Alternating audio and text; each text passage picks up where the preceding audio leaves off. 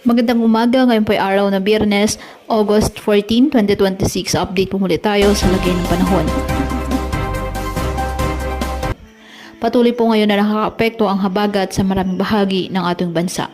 Samantala may nabuo pong banibagong low pressure area sa hilagang silangan ng Pilipinas sa labas po ng ating Philippine Area of Responsibility.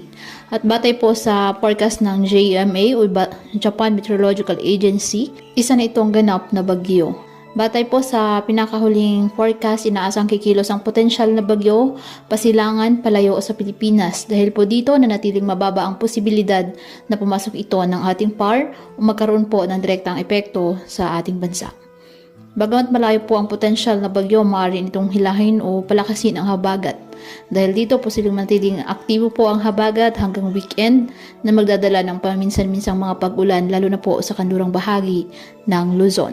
Patuloy po na pinapayuhan natin mga kababayan na mag-ingat at maging updated po sa mga weather updates. Stay safe and God bless.